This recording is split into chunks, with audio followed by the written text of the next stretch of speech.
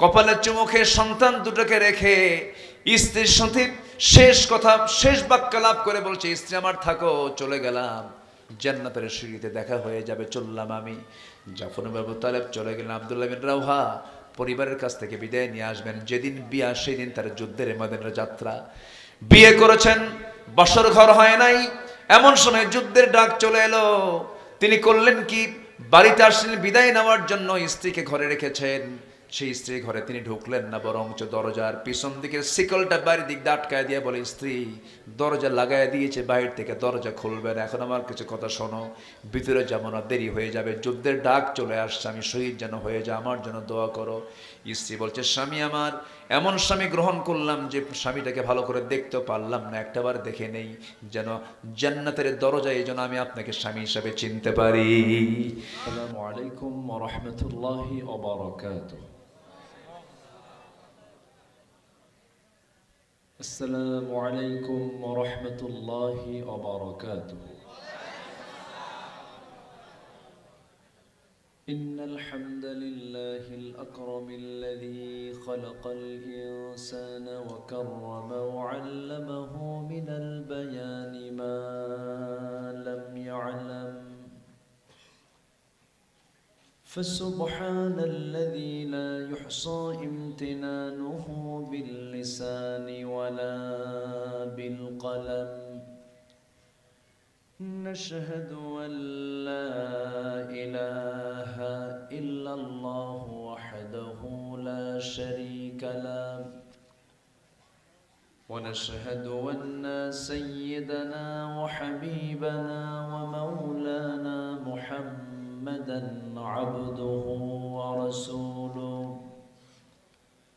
الذي أرسله بالحق بشيرا ونذيرا وداعيا إلى الله بإذنه وسراجا منيرا. فقد قال الله تعالى في كلامه المجيد وفرقانه الحميد: أعوذ بالله من الشيطان الرجيم. بسم الله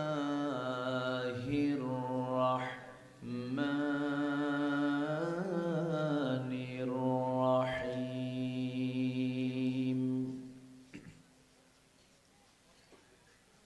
ومن الناس من يقول آمنا بالله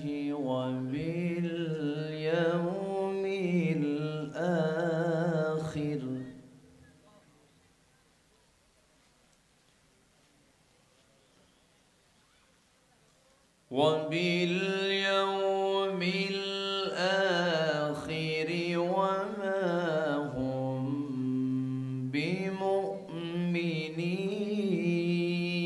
بمؤمنين.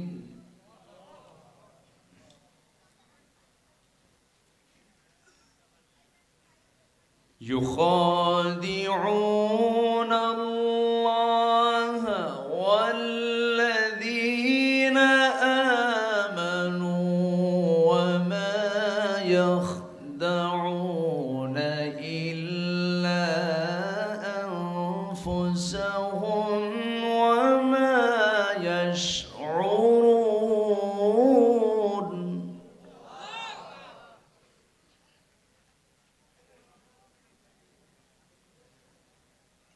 في قلوبهم مرض فزادهم الله مرضا.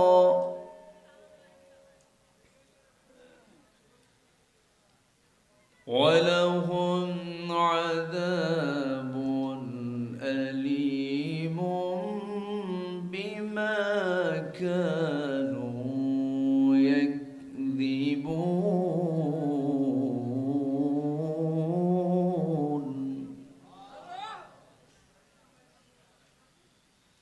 الله أكبر بسم الله الرحمن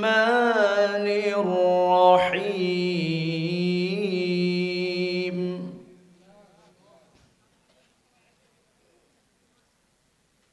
إن الله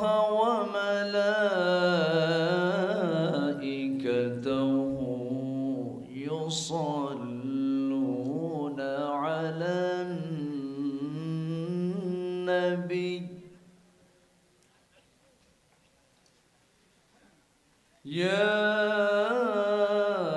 أيها الذين آمنوا صلوا عليه وسلموا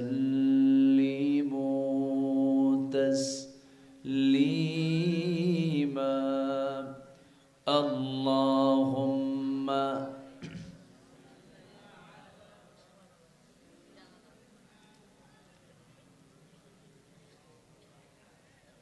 وعلى آل سيدنا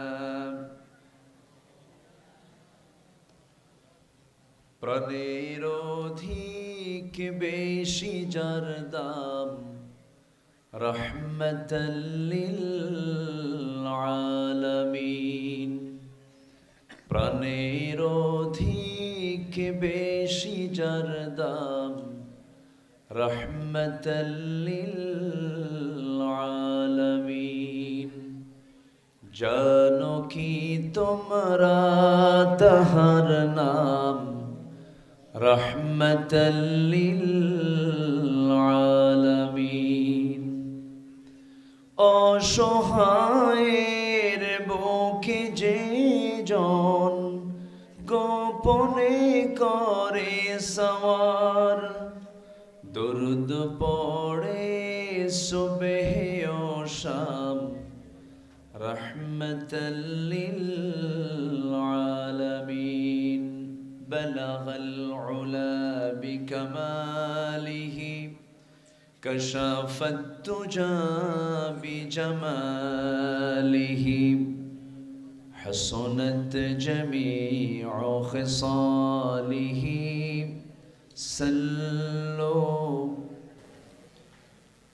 উপস্থিত হাজারাত উলামায়ে কেরাম ফদলায়ে ইজাম সুশীল সমাজ জাতির শ্রেষ্ঠ সন্তান শিক্ষক মণ্ডলী জাতির বিবেক সাংবাদিক বৃন্দ মিডিয়ার কর্মী ভাইয়েরা সামনে উপস্থিত আজকের মাহফিলের প্রধান আকর্ষণ যাদেরকে নিয়ে আজকের এই সাজানো গোছানো বর্ণাঢ্য আয়োজন তাওহীদের পতাকাবাহী কালেমার ঝান্ডাবাহী দ্বীন ইসলামের নরসারদুল বীর মুজাহিদ প্রাণ প্রিয় সম্মানিত দ্বীনি ভাইরা আড়ালে বসে আছেন শ্রদ্ধেয়া সম্মানিতা মা বোনেরা আলোচনার সূচনায় আনুষ্ঠানিকতার মধ্য দিয়ে আমার পক্ষ থেকে আবারও দিল খোলা সালাম আসসালামু আলাইকুম ওয়া রাহমাতুল্লাহি ওয়া বারাকাতুহু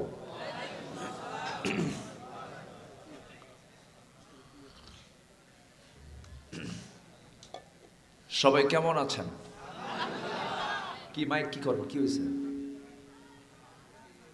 সবসময় মাইক শুধু ঘুতাতেই থাকে এত ঘুতান কেন আগে তো ভালো ছিল আগের মেহমান যখন ছিলেন ভালোই তো ছিলেন রিভার হালকা রাখেন সাউন্ডটাকে হালকা করেন এত ডিপ নিয়ে যান কেন সাউন্ড হালকা করেন সাউন্ড মহিলা বেশি সাজলে ভাল লাগে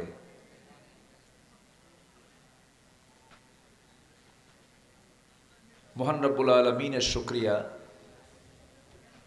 যে মহান আল্লাহ সুবহানাহু ওয়া তাআলা আমাকে আপনাকে এমন সুন্দর আয়োজনে সুন্দর পরিবেশে আসার বসার তৌফিক দিয়েছেন কালিমাত শুকর আদায় করি মুহাব্বাতান জোরালো কণ্ঠে বলে উঠছি আলহামদুলিল্লাহ আবারও বলছি আলহামদুলিল্লাহ চিৎকার মেরে বলছি আল্লাহুম্মা ইন্নী আসআলুকা আল হুদা ওয়াত্তুকা ওয়াল আফাফা ওয়াল গিনা। সবাই বলি আল্লাহুম্মা আইন্নি আলা যিকরিকা ওয়া শুকরিকা ওয়া হুসনি ইবাদাতিকা। আমরা আল্লাহ তাআলার শুকর আদায় করে নিলাম। এত মেশিন, এত কিছু নিয়ে আসছেন, সাউন্ডের সৌন্দর্য আসে না, দরকার নাই। আপনি যেভাবে আছেন থাক। আপনি ওয়াজ মাহফিল বেশি করেন না গান বাজন বেশি করেন? কোনটা করেন আপনারা? ওয়াজের সেটআপটা তো আলাদা।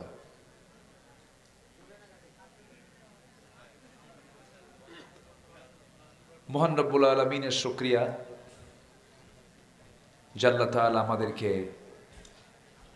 কোরআন শোনার জন্য, এখানে কোনো সমস্যা নেই জান আপনি, কোরআন শোনার জন্য এমন সুন্দর আয়োজনে, সুন্দর পরিবেশে আসার বসার তৌফিক দিয়েছেন। এমন বরকতময় জায়গায় সবাই তো আসতে পারে না, পারে সবাই? এটার জন্য নসিব লাগে। কি লাগে বলেন তো? নসিব লাগে। আমরা আসতে পেরেছি, আমরা বড় ভাগ্যবান। আবারও বলি আলহামদুলিল্লাহ। সম্মানিত হাজিরিন, আমি আমার আলোচনার সূচনায় আমার অভ্যাস অনুযায়ী কোরআনে কারীমের সবচেয়ে বড় সূরা, দীর্ঘ সূরা, 286টা আয়াত সম্বলিত একটি সূরা, সূরা ফাতিহার পরেই সিরিয়াল অনুযায়ী যে সূরাটা, সেই সূরার প্রথম দিক থেকে, সূরাতুল বাকারার প্রথম দিক থেকে কয়েকটা আয়াতে কারীম আমি তেলাওয়াত করেছি। তেলাওয়াতকৃত আয়াতগুলোকে সামনে রেখে কিছু কথা আমি বলতে চাচ্ছি। আমাকে সময় দেওয়া যাবে তো? সবাইকে সময় দিতে রাজি আছেন? জোরে বলি ইনশাআল্লাহ। আর জোরে বলি ইনশাআল্লাহ। সম্মানিত হাজিরিন, আমরা সেই সময় একত্রিত হয়েছি যে সময় গোটা পৃথিবী জুড়ে 800 কোটি মানুষের ভিতরে প্রায় 200 কোটি মুসলমান, প্রতি 4 জনে 1 জন মুসলমান, 57টি মুসলিম রাষ্ট্র, বিশ্বের বড় বড় ধনী 10টি রাষ্ট্রের ভিতরে 1 নম্বর সহ একাধিক মুসলিম রাষ্ট্র রয়েছে। গোটা পৃথিবীতে এত মুসলিম জনগোষ্ঠী থাকার পরেও গোটা পৃথিবীতে সবচেয়ে বেশি মার খাচ্ছে যে জাতি, সেই জাতির নামটা কি বলুন তো? মুসলমান। কেন হচ্ছে, কি জন্য হচ্ছে, এটা প্রশ্ন করলে কিন্তু আমরা জবাবগুলো আপনা আপনি পেয়ে যাই। যেদিন মুসলমান তার স্বকীয়তা থেকে,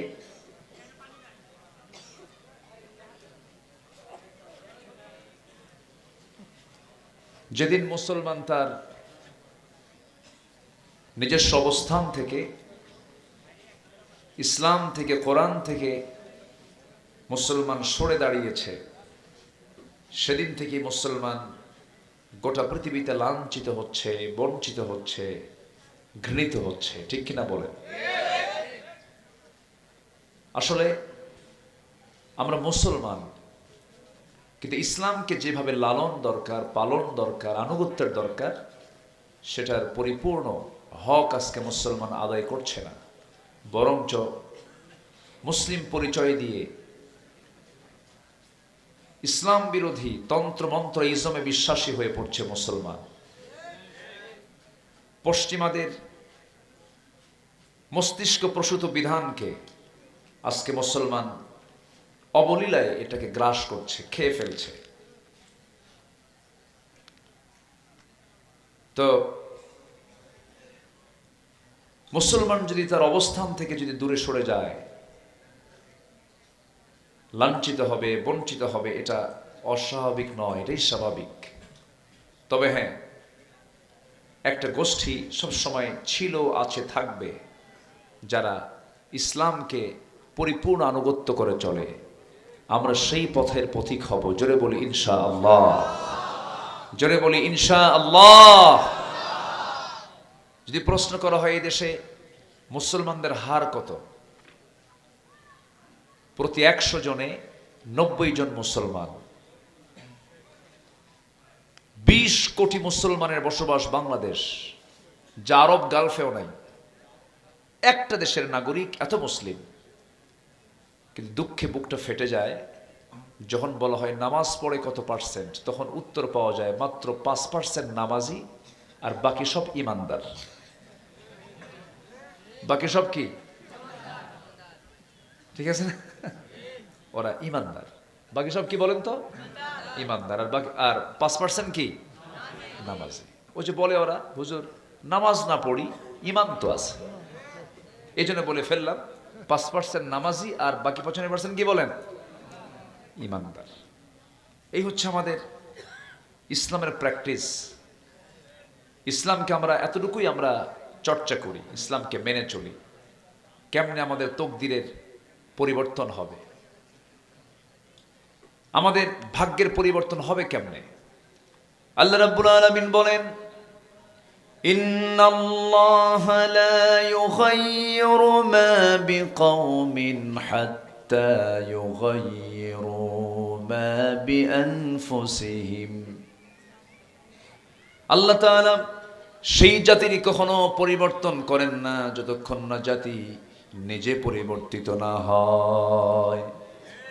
নিজের মধ্যে পরিবর্তন আনতে হবে, পরিবর্তনের ঝড় তুলতে হবে, চেতনা লালন করতে হবে। আমি একজন মুসলিম, আমার ইসলাম দিয়ে আমার মুসলমানিত্ব টিকে রাখতে হবে। কিন্তু দুঃখজনক হলো সত্য, মুসলমান আজকে সেই ইসলাম থেকে, কোরআন থেকে কাছে না দূরে বলুন তো? দূরে। সম্মানিত ভাইয়েরা, আমি যতক্ষণ আছি আমাকে সময় দিতে রাজি আছেন তো? আমি আজকে রাজশাহীতে এসেই প্রথম আমার একটু শীত মনে হচ্ছে, অনুভব হচ্ছে। ঢাকাতে ফ্যান চলে, ঢাকাতে এসি চলে, প্রচুর গরম। কিন্তু এখানে আমি ভাবলাম কি ব্যাপার, আমি কি মানে পৌষ না মাঘে আসলাম, আমি এসে কম্বল গায়ে শুয়েছিলাম, বেশ ঠান্ডা পড়েছে। আসলে রাজশাহী তো গোটা পৃথিবীর সবচাইতে মানে সবুজ দেখতে যদি আপনি চান, এশিয়ার ভিতরে একটি সবুজ বেষ্টিত অঞ্চল হচ্ছে রাজশাহী। কেউ তো আলহামদুলিল্লাহ বললেন না। মাঝখান দিয়ে কিছু ফাঁকা লক্ষ্য করছি আমি। এই যে মাঝখানে ফাঁকা, ওই যে একটা কথা আছে, সামনের কাতার পূরণ করুন, কাতার সোজা করুন, এতে সুন্দর মানায়। তো সামনের কাতারগুলো, জায়গাগুলো ফাঁকা রেখে একটু বসে থাকলে একটু হলেও কেমন যেন একটু দৃষ্টিকটু মনে হচ্ছে। একটু মেহেরবানি করে আপনার যে সামনের যে ফাঁকা স্থানটা একটু পূরণ করলে শৃঙ্খলা, সৌন্দর্য সব দিকটাই পরিপূর্ণ হয়ে যায়। আমি বেশি করে বলবো না, কারণ আপনি কষ্ট পেতে পারেন। তবে সামনে আসলে মানে আমি দেখতে সুন্দর লাগবে, দেখতে সুন্দর হবে, পরিবেশটা সুন্দর হয়ে যাবে। আল্লাহ কবুল করুন, জোরে বলি আমিন। এই তুমি কি নিয়ে আসছো? এই যে কি কি এটা এখানে কাম সারছে, ও তো চলতেও পারে না। হ্যাঁ, আসুন আমার দিকে তাকান। আমি যেখান থেকে তেলাওয়াত করেছি সেই দিকে আস্তে আস্তে ফিরে যাচ্ছে। আমরা যে যতটুকু ইবাদত করি, নামাজ কালাম পড়ি, অন্তত 7 দিনে একদিন তো জুমার নামাজে যায় বলে আল্লাহ মুসলমানই তো টিকে রাখলাম। দেখছেন? ঠিক দেখেন, ঠিক কেমনে হলো এটা? ঠিক হয়? 7 দিনে একদিন নামাজ পড়ে ঠিক হয় নাকি এটা? ঠিক হবে 7 দিনে একদিন না একদিনে 5 বার, ঠিক কিনা? এটা ঠিক, সবই ঠিক হয় নাকি? সব তো ঠিক হয় না। সম্মানিত ভাইয়েরা, তাহলে আমরা ইবাদত করি, কিন্তু ইবাদতগুলো যায় কোথায়? ইবাদত কবুলের কিছু অন্তরায় আছে, ইবাদত কবুলের কিছু শর্ত আছে, যে শর্তগুলো না পূরণ করলে পরে আমার কোনো ইবাদত আল্লাহর দরবারে কবুল হবে না। হয়তো বলবেন যে ইবাদতটা কি? ইবাদত হচ্ছে গোটা জীবনের সকল কাজকর্ম যদি আল্লাহ মাফিক হয়, আল্লাহর হুকুম অনুযায়ী হয়, এটাই সব ইবাদত বলে গণ্য হবে। জোরে কোন সুবহানাল্লাহ। কোরআন তো একটা আয়াতের ব্যাখ্যা আরেকটা আয়াত দিয়ে দেয়। যেরকম আমরা নামাজের মধ্যে শুরু করতে নিয়ে আমরা আগে হেদায়েতের পথ চাই, কার কাছে বলেন তো? আল্লাহর কাছে। যারা পারেন ঠোঁট মিলে বলুন, ইয়্যাকা না'বুদু ওয়া ইয়্যাকা নাস্তাঈন ইহদিনাস সিরাতাল মুস্তাকিম সিরাতাল লাযীনা আন'আমতা আলাইহিম গায়রিল মাগদুবি আলাইহিম ওয়ালাদ-দাল্লিন। এরপরে কি? আরো জোরে বলেন, আরেকটু জোরে বলেন। নামাজের মধ্যে আসতে না জোরে? আসতে বলার লোক আছে না নাই? পিঠায় সই করবেন, দেখছেন ঠিক, পিঠায় সই করবেন। কেউ যদি নাও বলে তবুও নামাজ হবে। আমিন আসতে বলুক, জোরে বলুক, অথবা যদি কেউ নাও বলে নামাজ হয়ে যাবে, এতে কোনো সমস্যা নাই। কিন্তু আমরা এই ছোট্ট ছোট্ট বিষয়গুলো কিনা আমরা সমস্যায় ফেলে দিই। একই দেশে বসবাস করি, দেশের টাকা ব্যবহার করি, রড কিনে আনি, বিল্ডিং বানাই, বাজার করি, সব কিছু করি, আবার বলে ভোট দেওয়া জায়েজ নাই, হারাম। আছে না নাই বলেন? এটা হারাম, ওটা হারাম, ওটা হারাম। ওদের একটা কিতাবের নামই আছে কিতাবুল হারাম। খালি ফতুয়াই দেয় শুধু ওরা। এক বেচারি নামাজ পড়তে গেছে, নামাজ পড়তে নিয়ে চিন্তে পড়ে গেছে, সে ফতুয়া নিয়ে গেছে দুইটা। একজন ফতুয়া দিচ্ছে নাভিতে হাত বাঁধা জায়েজ নাই, আরেকজন বলছে বুকে হাত বাঁধা জায়েজ নাই। নাভিতেও জায়েজ নাই, বুকেও জায়েজ নাই। এখন সে হাতটা রাখবে কোথায়? নামাজে দাঁড়ায় বলে আল্লাহু আকবার, কপালে। কোথায় নিছে বলেন? সমাধান দিতে হবে তো, শুধু হারাম বললে হবে? 54 বছর এদেশের বয়স, এই পর্যন্ত কত ইলেকশন গেল, কত কি গেল, কত নেতা আসলো গেল, সব তো দেখলাম। একটা মহল আছে নির্বাচন আসলেই ফতুয়াবাজি সৃষ্টি করে। আসতে বলবেন না, আছে না নাই? ওদের বসে বসে কাজই শুধু ফতুয়া দেওয়া, আর কিচ্ছু নেই। সম্মানিত ভাইয়েরা, আমিন যদি কেউ জোরে বলে সমস্যা নাই, যদি আসতে বলে সমস্যা নাই। 3 রাকাত বেতের সমস্যা নাই, 1 রাকাত সমস্যা নাই, নাভিতে বেঁধেছে সমস্যা নাই, বুকে বাঁধছে সমস্যা নাই, তারাবি 8 রাকাত 20 রাকাত সমস্যা নাই। জোহরের রাকাত কয় রাকাত? জোহরের নামাজ কয় রাকাত? যদি কেউ 3 রাকাত করে সমস্যা আছে। মূল জায়গায় তো সমস্যা নাই আমাদের। এই ছোটখাটো বিষয় নিয়ে হারাম হারাম হারাম এত ফতুয়াবাজি করা দরকার কি? মাত্র 5% লোক নামাজ পড়ে, 90% মানুষ সুদের সঙ্গে জড়িত। দেশের মহিলাদের কোনো পর্দার গন্ধ নাই। 1000 বছর ওয়াজ করে পর্দা আসবে? পর্দা আনতে হলে দেশে থাকতে হবে কার বিধান? কার বিধান থাকতে হবে? সুদ বন্ধ করার জন্য কি ওয়াজ দিয়ে বন্ধ হবে, না যাকাত চালু করতে হবে? যাকাতের বিধান আসতে হবে। শুধু কথা বলবেন কাজ করবেন না, এটা ঠিক না। সম্মানিত ভাইয়েরা, অন্য লাইনে একটু গেছিলাম, একটু বললাম, আসেন আমরা একটু মূল লাইনের দিকে আসি। আমরা যে ইবাদত করি, এই ইবাদত কবুল হওয়ার কিছু শর্ত আছে।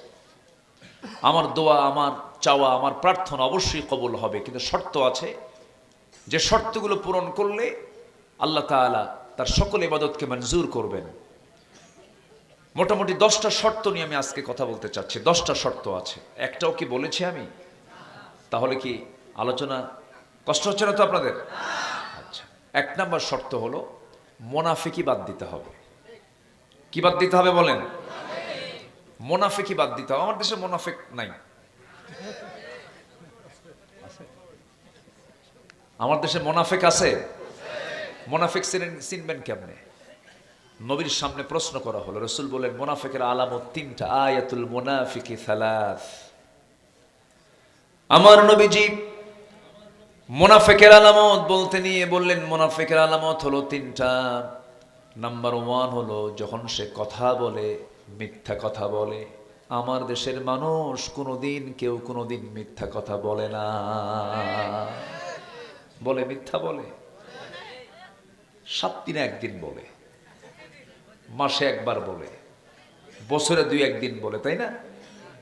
নাকি কথায় কথায় বলে? এই তো লাইনে আসছেন, কথায় কথায় বলে। বিশেষ করে বটতলার মোড়ে, বিভিন্ন রাস্তার মোড়ে, চৌরাস্তার মোড়ে যখন বক্তব্য দেওয়া শুরু হয়, বক্তব্যের ভাষা দেখে মনে হয় জিব্রাইল ওহী নাজিল করতেছে। এত সুন্দর সুন্দর কথা। ভাইরা আমার, অন্ন, বস্ত্র, শিক্ষা, বাসস্থান, চিকিৎসা, প্রয়োজনে যদি আপনারা আমাকে ভোট দেন, আগামী নির্বাচনে যদি জিততে পারি, মদিনার সনদে দেশ চালাবো। মোদির সনদে দেশ চালাইছে ওরা। মিথ্যা, শুধু মিথ্যা। কত যে মিথ্যা কথা বলে আমার দেশের মানুষ। বিশেষ করে নেতৃস্থানীয় ব্যক্তিবর্গের মধ্যে মিথ্যার পরিমাণ আরো কম না আরো বেশি? আমার সঙ্গে কি একমত আপনারা? একমত তো নাকি? আবার বলে বিপদে বললাম না তো? বিপদ কিসের? 16 বছর তো পাড়ি দিয়েছি। 16 বছরই কাউকে অতটুকু ভয় করিনি, যে ভয়টা শুধু আল্লাহর জন্য খাস করেছি। সম্মানিত ভাইয়েরা, সম্মানিত বন্ধুগণ, মিথ্যা যদি কোনো ব্যক্তির মধ্যে ঢুকে যায়, ভাবতে হবে ওর মধ্যে মুনাফিকি আছে। এটা শুধু নবীর কথা না, আল্লাহর কথা। আল্লাহ রাব্বুল আলামিন সুন্দর করে বলছেন, ইন্নাল মুনাফিকিনা লাকাযিবুন। মুনাফিকরা মিথ্যুক হয়। মুনাফিকরা কি হয়? মিথ্যুক হয়। এক সাহাবী রাসূলের সামনে এসে বলছে, ইয়া রাসূলুল্লাহ, আমি বেশি আমল করব না, আমাকে একটা আমল শিখায় দেন। আমার রাসূল বলছেন, একটা আমল? হ্যাঁ, একটা আমল করব আমি। রাসূল বললেন, জীবনে মিথ্যা কথা বলবো না। যেমন, জোরে বলেন সুবহানাল্লাহ। আমি হলফ করে বলতে পারি, কোন একটা মানুষের ভিতরে যদি এই একটা গুণ থাকে, জীবনে কোনোদিন মিথ্যা কথা বলবো না, এই একটা আমলে তাকে জান্নাতের দরজায় পৌঁছায় দেবে। একটা আমল সবার মনে থাকবে। ফোন তো আসাতে আরো মিথ্যা বাড়ছে। ভাই কোথায়? জাহান্নামের চৌরাস্তায়। এত মিথ্যা কথা বলে। আল্লাহ রাব্বুল আলামিন বলেন, ইয়া আইয়ুহাল্লাযীনা আমানুত্তাকুল্লাহা ওয়া কুলু কাওলান সাদীদা يصلح لكم أعمالكم ويغفر لكم ذنوبكم ومن يطع الله ورسوله فقد فاز فوزا عظيما জোরে বলুন আল্লাহু আকবার। হে ইমানদারেরা, তোমরা আল্লাহকে ভয় করো এবং সোজা সাপটা কথা বলো। ইনি বিনি হেকমত করে প্যাঁচমুচ লাগায় মিথ্যা কথা বলতে যেও না, মিথ্যা সাক্ষী দিতে যেও না, মিথ্যাবাদীর সঙ্গে চলতে যেও না। তুমি যদি সত্য কথা বলতে পারো, আমি আল্লাহ তোমার জীবনের যে অর্জিত ভুলভাল আমলগুলো ছিল, সেই ভুলভাল আমলগুলো আমি আল্লাহ ঠিকঠাক করে দেব। জোরে বলি সুবহানাল্লাহ। তাহলে সত্য কথা বলার ফলাফল হলো, আমার আপনার জীবনে অর্জিত যত আমল নামায় যত ভুল ভাল ছিল, সব ঠিকঠাক করে দিবেন তিনি। আমার কে ঠিক করে দিবেন? আল্লাহ। শর্ত হলো কি ছাড়তে হবে? মিথ্যা ছাড়তে হবে। এই মিথ্যা কিন্তু অনেকটা পারিবারিক ভাবেও আসে। শুধু শিক্ষা প্রতিষ্ঠান থেকে এগুলো পাওয়া যায় না। কিছু কিছু পরিবার আছে, পরিবারের মধ্য দিয়েও এই নেচারগুলো চলে আসে। একজন বড় পীর ছিলেন, আব্দুল কাদের জিলানী, নাম শুনছেন তো? তাকে বড় পীর বলে।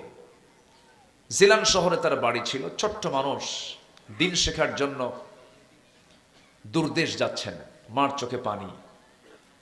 মা আব্দুল কাদেরকে কোলের মধ্যে নিয়ে বলছে, বাবা আব্দুল কাদের, দিন শেখার জন্য বাড়ি ছেড়ে চলে যাচ্ছ, দূরদেশে যাচ্ছ, কতদিন পরে দেখা হবে জানি না, তবে আমি তোমার মা হয়ে ছোট্ট একটা নাসিহা করি, ছোট্ট একটা উপদেশ তোমাকে দেই বাবা। একটা উপদেশ সারা জীবন লালন করবে, তার নাম হলো, বাবা জীবনে যে অবস্থায় থাকো না কেন, কোনোদিন মিথ্যা কথা বলবা না। যাও। সন্তান রওনা দিল। কিছু স্বর্ণ মুদ্রা কাছে ছিল, মূল্যবান কিছু টাকা পয়সা সম্পদ ছিল, তা নিয়ে রওনা দিয়েছে সন্তান। রাস্তার ভিতরে ডাকাত ধরেছে, ডাকাতি করছে বহু লোকের। এই ছোট্ট বাচ্চার কাছে যখন জিজ্ঞাসা করেছে তোমার কাছে কি আছে, সব একটা কথাই সব বের করে বলছে, এই যে আমার কাছে এই সমস্ত স্বর্ণ মুদ্রাগুলো আছে। ডাকাতরা বলে সবার কাছ থেকে সব কিছু বের করতে কত রিমান্ডে নিতে হয়, কত ধমক টমক মারতে হয়, তোমারে বলার আগে তুমি সব কিছু বের করে দিলে, এটার কারণটা কি? ছোট্ট আব্দুল কাদের বলছে আমার মার নির্দেশ, জীবনের কোনো জায়গায় কোনোদিন চুল পরিমাণ মিথ্যা কথা বলা যাবে না। ডাকাতদের চোখে পানি চলে এলো, আর সবাই বলে ফেলল হারে এইরকম সন্তান তো আমাদের বাড়িতেও আছে, যে সন্তানদের মুখে খাবার তুলে দেওয়ার জন্য আমরা ডাকাতি করি, তারাও সন্তান, এই সন্তানটাও সন্তান, এই সন্তানের বাপকে মাকে তারাও তো বাপ মা। চোখের পানিতে সয়লাভ হয়ে গেল। ডাকাতরা বলল আজকের দিন থেকে সমস্ত ডাকাতি ছেড়ে দিলাম এই সন্তানটার সততার কারণে। যেরকম সুবহানাল্লাহ। মিথ্যা ছেড়ে দেব আমরা। ইসলামের ইতিহাসে 2 নম্বর খলিফার নাম কি বলেন? কেউ তো বলেন না। কে বলেন? বলেন বলেন। 1 নম্বর খলিফা কে বলেন? 2 নম্বর খলিফা কে বলেন? নাম্বার 3 খলিফা কে বলেন? নাম্বার 4 কে বলেন? আলী। এই সমস্ত ইতিহাসগুলো আমার দেশের মানুষের সবার আগে জানার দরকার আছে না নাই বলেন? আছে। এই 16 বছর এই ইতিহাস শিখেছে, খেলে টিভি খোলার সঙ্গে সঙ্গেই শুরু হয়ে গেল।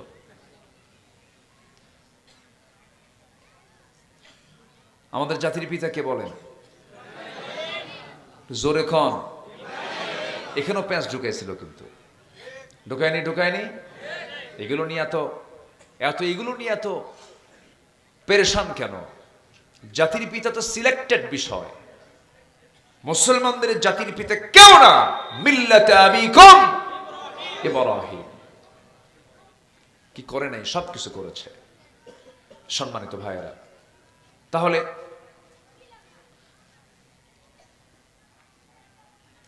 ইসলামের ইতিহাসে 4 জন খলিফা, এর মধ্যে 2 নম্বর খলিফার নাম কি বলুন তো? ওমর রাদিয়াল্লাহু তাআলা। অনেকদিন আগে আমি প্রায় বলি কথাটা, এক মাহফিলে বললাম ওমরে ফারুককে কেউ চিনেন? সামনে দিকে ছোট্ট এক ছেলে দাঁড়ায় বলে হুজুর চিনি। কে? আমাদের বাড়ির দোতলায় ভাড়া থাকে। বললাম তুমি 100 100 পাইছো, মানে ওর জ্ঞান যদ্দূর ওর উত্তরও তত দূর, সমস্যা নাই।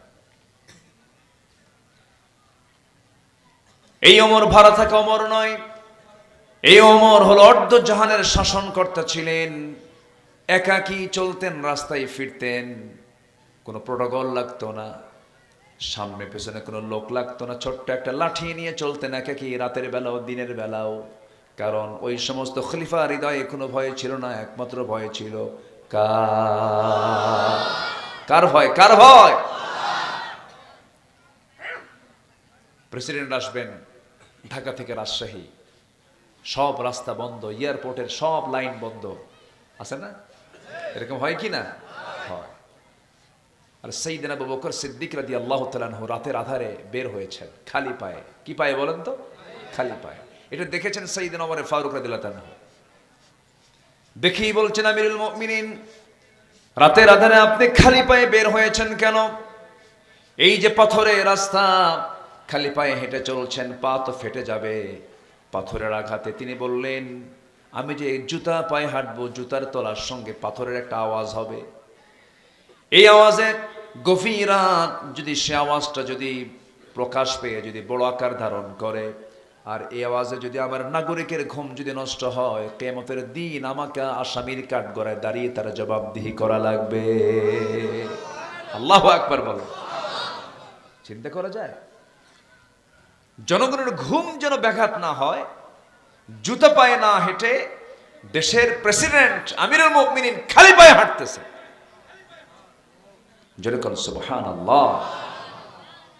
কি ছিল তাদের ফিকির?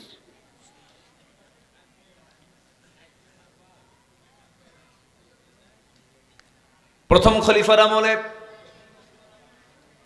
একজন বুড়িমা প্রথম খলিফার প্রতিবেশী ছিলেন, স্বামী মরে গেছে, সন্তানাদি কেউ নাই, তাকে দেখারও কেউ নাই, চোখও কম দেখেন, কে দেখবে তারে? প্রতিবেশীর হক আদায় করতে বদ্ধপরিকর হলেন প্রথম খলিফা আমিরুল মুমিনিন। প্রত্যেকটা দিন তাকে দেখার জন্য যান, রান্না বান্না করে দেন, কাপড় চোপড়গুলো ধুয়ে দেন, সব কিছু পরিষ্কার, খাবারগুলো পরিষ্কার করে সব তার সামনে রেডি করে দিয়ে আসেন। কিন্তু এটা ছিল তার খেলাফতের আগের সময় থেকে তিনি এই হকটা আদায় করে যাচ্ছিলেন। খলিফা যখন হলেন, মহিলা কাঁদতে লাগলা, হারে আবু বকর খলিফা হয়ে গেছে, বুঝতে পেরেছি আবু বকর বুঝে আমার খেদমত করতে পারবে না। পরের দিন চলে এসে বলছেন, মা আপনি কি চিন্তা করেন, আপনার টেনশন করার দরকার নাই, আমি আবু বকর খেলাফতের আগে যে দায়িত্ব পালন করেছি এখনো সেই দায়িত্বই পালন করব। একটানা 2 বছর তার খেদমত করলেন, একটানা 2 বছর। কোনদিন তিনি একটা রাতের জন্য খেদমত থেকে নিজেকে গুটিয়ে রাখেন নাই, প্রতিবেশীর হক তিনি আদায় করেছেন। দুনিয়া থেকে বিদায় নিলেন, ওমরে ফারুক খেলাফতের দায়িত্ব গ্রহণ করলেন। মহিলা জানে না প্রথম খলিফার ইন্তেকাল হয়ে গেছে। সাইয়েদনা ওমর ফারুক রাদিয়াল্লাহু তাআলা আনহু মহিলার ঘরে ঢুকলেন, সব কিছু পরিষ্কার পরিচ্ছন্ন করলেন, খাবার দাবার দুগুলো ধুয়ে ধুয়ে তার সামনে দিলেন। মহিলা জানে না প্রথম খলিফার ইন্তেকাল হয়েছে। ওমর ফারুক বের হয়েছেন, মহিলা খাবার খাওয়া শুরু করেছেন।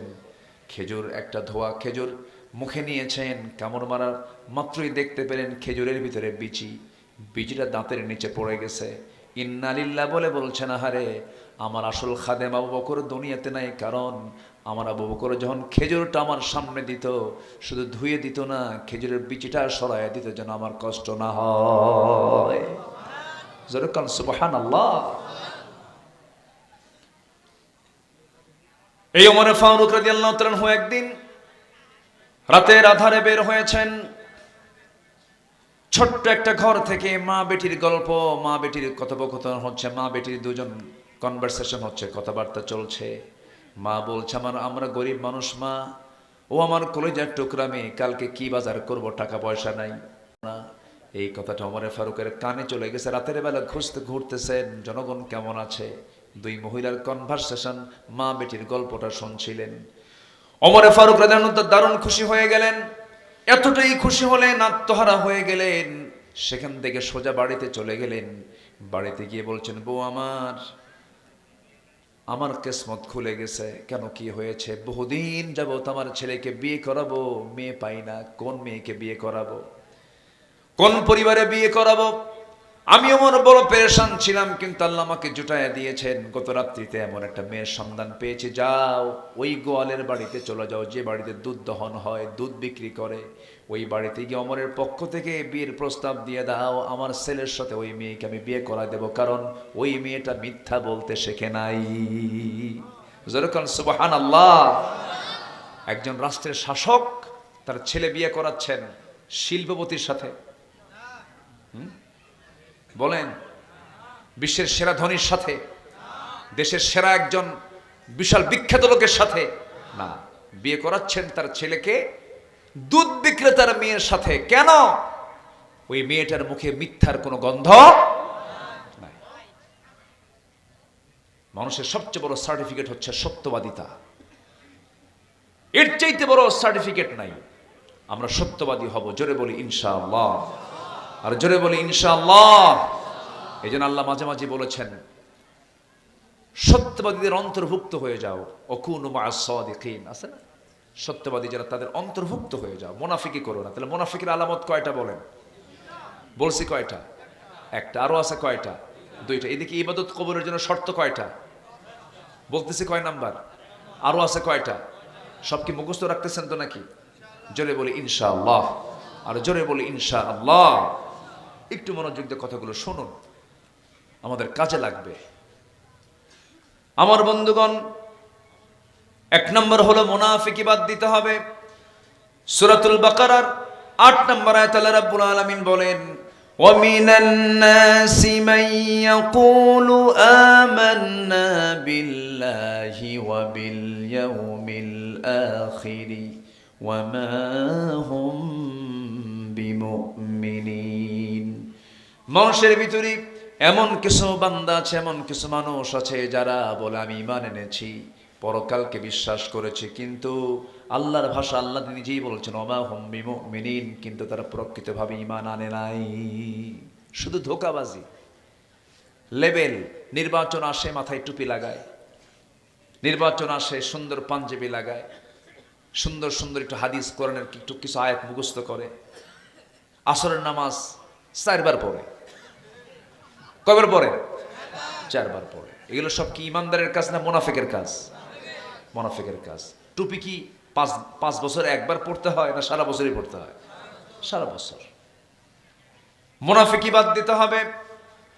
মুনাফিকি যে করবে, মহান রব্বুল আলামিন মুনাফিকদের ভয়ঙ্কর পরিণতির কথা জানিয়ে বলছেন, ইন্নাল মুনাফিকিনা ফিদ দারকিল আসফালি মিনান নার ওয়া লা তাজিদ লাহুম নাসীরা।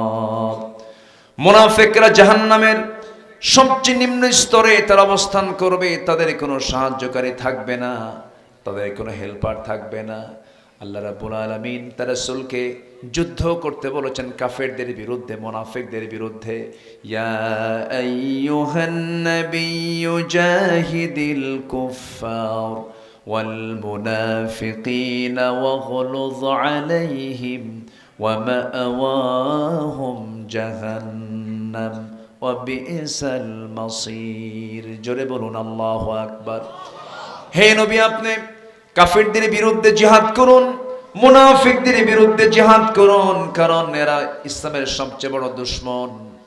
এরা এতটাই ভয়ঙ্কর, কাফেরের দ্বারা যতটুকু ক্ষতি হয়, মুশরিকের দ্বারা যতটুকু ইসলামের ক্ষতি হয়, তার চেয়ে বেশি ক্ষতি হয় হলো মুনাফিকের দ্বারা। এরা সব দিকেই থাকে, এরা সব দিকেই অবস্থান নেওয়ার চেষ্টা করে।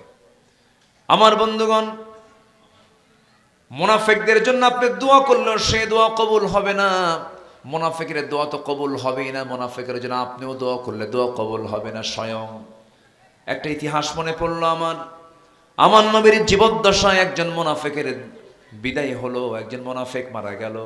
সারা জীবন নবীর পিছনে সে নামাজ পড়েছে, নবীর সামনে দাঁড়িয়েছেন, তারা পিছনের সিটেই হলো সেই মুনাফিক। নবীজি বয়ান করতেন, তার চক্ষু বেয়ে টপ টপ করে পানি পড়তো। আমার নবীর ওয়াজ শুনে শুনে সে কাঁদতো, দাড়িগুলো ভেজে যেত চোখের পানি দিয়া। এত পরিমাণ নামাজ, এত পরিমাণ কান্নাকাটি ছিল, কিন্তু সে ছিল মুনাফিক। ওই মুনাফিক যখন দুনিয়া থেকে বিদায় নিল, আমার নবীজির বিভিন্ন যুদ্ধে কাফিরদেরকে উস্কায় দেওয়ার ক্ষেত্রে, কুরাইশদের উস্কায় দেওয়ার ক্ষেত্রে মুনাফিকই করত। মুনাফিক চেনার জন্য মসজিদে মুনাফিককে চেনা যাবে না, মুনাফিককে চেনার জায়গা হলো জিহাদের ময়দান। ঠিক কিনা? মুনাফিক চেনার জায়গা কোথায়? যত রক্ত লাগে দেব, প্রয়োজনে লোক পাঠাবো, আমি যাব না। এরকম জাতীয় লোক আছে না নাই? আচ্ছা, এই 16 বছর কত যে ভাক্কা দেখলাম, কত ধরনের লোক দেখলাম। দোয়া করে জানেন, সিনেমা হল উদ্বোধন হবে, হুজুরের ভাড়া করছে, দোয়া করে আল্লাহ তুমি এই সিনেমার ব্যবসা সফল করে দাও। মদের ফ্যাক্টরি উদ্বোধন হবে, দোয়া করে আল্লাহ এই মদের ফ্যাক্টরিতে তুমি আল্লাহ বরকত দিয়ে দাও। এরকমও খুঁজে পেয়েছি। এই 16 বছরে কেউ সরকারের টাকায় হজে গেছে, আবার কেউ সরকারের টাকায় জেলের ভাত খেয়েছে। 2 আলেম এক নয়, 2 আলেম কি এক কখনো হতে পারে না। আজকের এই পরিবর্তন, আজকের এই যে সিচুয়েশনটা আমরা পেয়েছি, এটা এমনি এমনি আসে নাই, অনেক মজলুমের চোখের পানির ফলাফল এটা। আসতে বলবেন না, জোরে বলুন ঠিক কিনা? সব দেখা শেষ করেছি আমরা, দেখার কোনো কিছু বাদ নেই। কেউ 8 বছর, কেউ 16 বছর, কেউ 25 বছর। আইয়ুবের শাসন, মুজিবের ভাষণ, জিয়াউর রহমানের খাল কাটা, আর আমাদের চাচা এরশাদের শুধু তাল বেতাল, আর মাঝখান দিয়ে শুধু হরতাল আর হরতাল। সব দেখা শেষ। আগামীর দেশকে আমরা সাজাতে চাই কোরআনের সাজে বাংলাদেশ। রাজি আছেন কারা কারা? হাত উঁচু করে দেখান মুসলমান।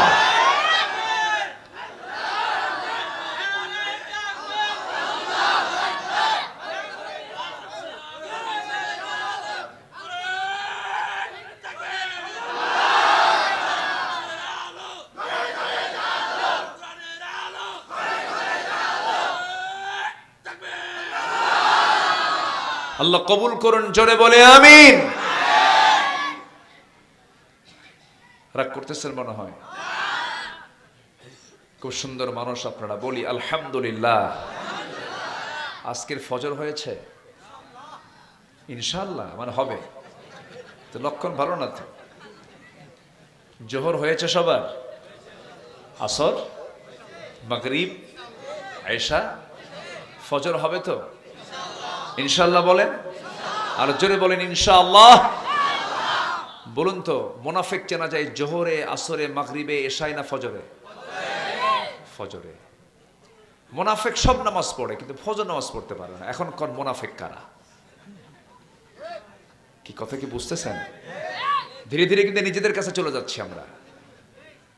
ফজর কি বলে, মুনাফিক জোহর পরে, আসর পরে, মাগরিব পরে, এশাটাও পড়তে পারে, ফজর নামাজ সে পড়তে পারে না। এখন বলেন, গ্রামের ভিতরে মানুষ বেশি না মুনাফিক বেশি?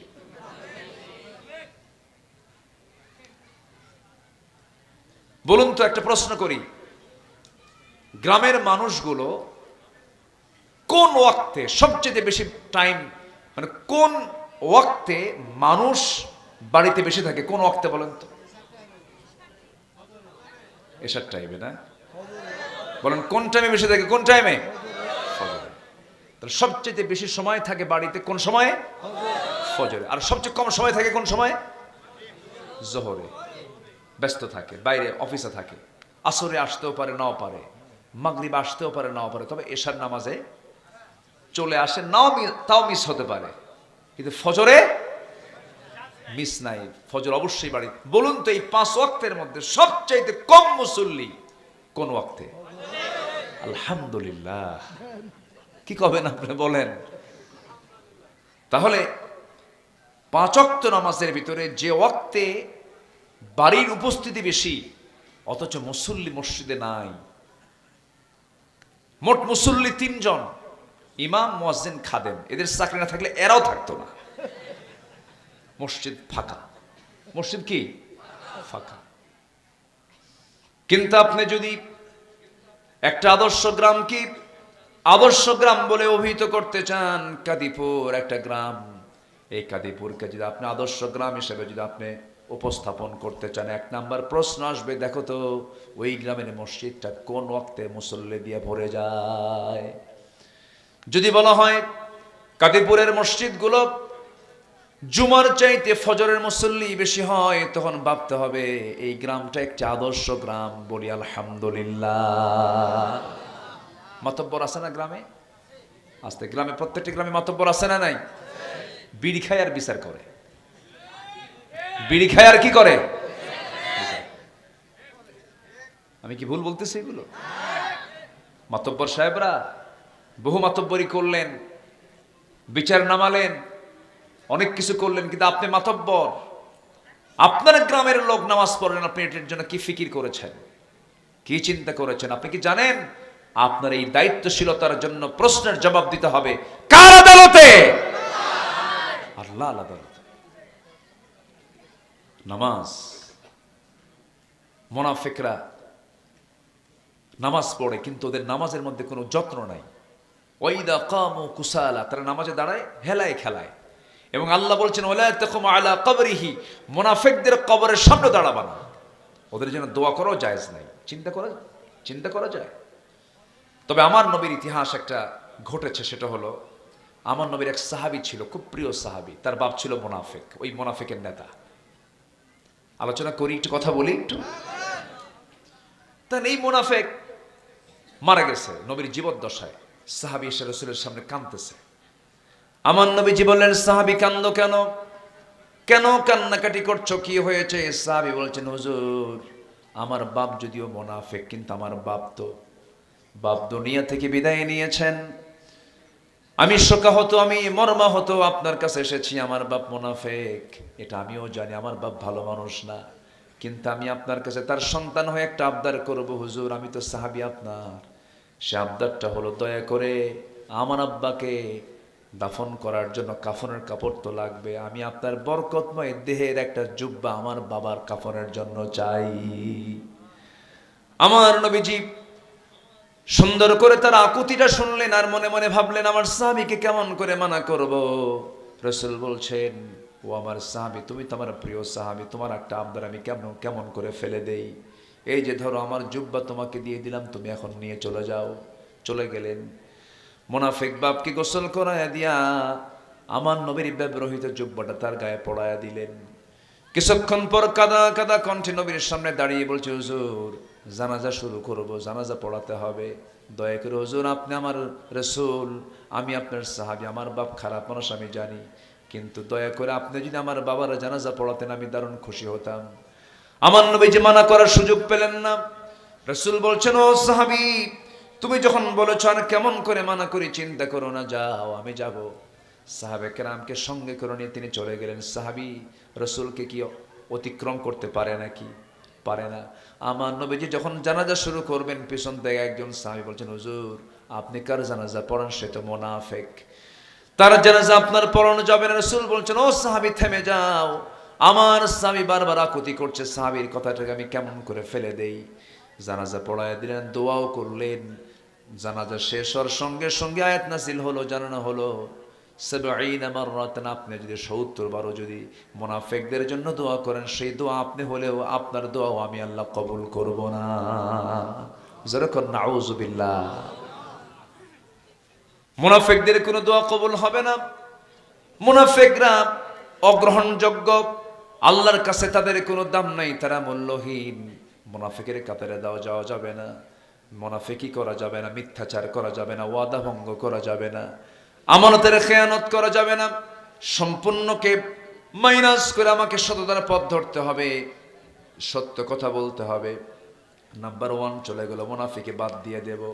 নাম্বার 2 হলো, আল্লাহ রাব্বুল আলামিন বলেন দোয়া কবুলের যতগুলো শর্ত আছে এর মধ্যে একটা অন্যতম শর্ত চলে গেছে, মুনাফিকি বাদ দিতে হবে। আরেকটা হলো নামাজের মধ্যে অলসতা বাদ দিতে হবে, নামাজের মধ্যে কোনো অলসতা রাখা যাবে না।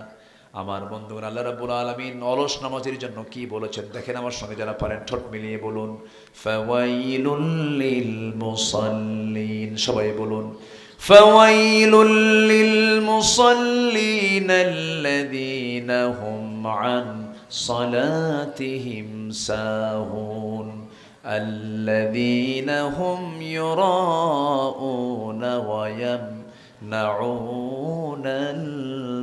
الماعون। জোরে বলুন আল্লাহু আকবার। ওই সমস্ত মুসল্লির জন্য ওয়াইল, ওই সমস্ত মুসল্লির জন্য ধ্বংস, যারা লোক দেখানো নামাজ পড়ে, যারা লোক দেখানো নামাজ পড়ে, যারা অবহেলা করে নামাজ পড়ে, ওই সমস্ত মুসল্লির জন্য ধ্বংস কামনা করেছেন তিনি আমার কে। নামাজের মধ্যে মনোযোগ থাকতে হবে। নামাজ মূলত কয় ওয়াক্ত বলেন? আসতে বলবেন না, কয় ওয়াক্ত? 5 ওয়াক্ত নামাজ। এই দেশে ওয়াজ কম হয় না, অনেক হয়, অনেক ওয়াজ মাহফিল হয়। মসজিদে মসজিদে জামাতে নামাজ হয়, জুমার নামাজের খুতবা হয়। এত ওয়াজ মাহফিল, এত কিছু করার পরেও মাত্র 5% মুসলমান নামাজ পড়ে। অর্থাৎ 1000 বছর ওয়াজ করে মানুষকে নামাজি পরিবেশে নিয়ে আসা সম্ভব নয়। তবে হ্যাঁ, প্রত্যেকটা জাতির সিংহভাগ মানুষ সেই সময় নামাজ পড়বে যখন আইন আকারে সে রাষ্ট্রে যখন নামাজের আইনটা পাশ করা হবে। ঠিক কিনা? এই লোকগুলো যাচ্ছে কেন? এই কিছু কয় না তো, কই যায়? আমি কি দোয়া করে দেব? তো যাচ্ছেন কেন? বসেন। না বলে চলে যাচ্ছেন, এটা কেমন কথা? যদি কেউ জানো একটু বলে যান, একটু অনুমতি নেওয়াটা দরকার। তো একটু মেহেরবানি করে বসো, খুব বেশি সময় নেব না, আর আরেকটু সময় একটু বসেন সম্মানিত ভাইয়েরা। তাহলে ওয়াজ করেই যদি দেশের সব মানুষ যদি নামাজি হয়ে যেত, তাহলে তাদের নামাজি হয়ে যাওয়ার কথা। 5%-এর বেশি তো নামাজি হচ্ছে না। অর্থাৎ শুধু ওয়াজ করে নামাজের পরিবেশ তৈরি করা যাবে না।